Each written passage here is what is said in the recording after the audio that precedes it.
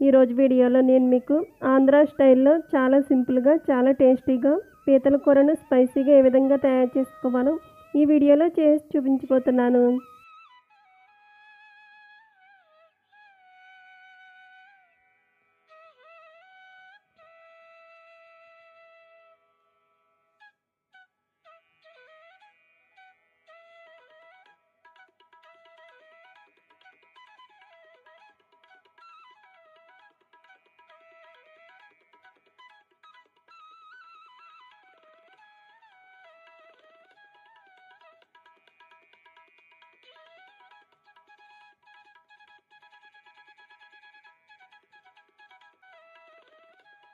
ఈ ప్రాసెస్లో చేసుకున్నట్టయితే ఆంధ్ర స్పెషల్ రెసిపీ అయిన స్పైసీగా పీతల కర్రీ రెడీ అవుతుంది.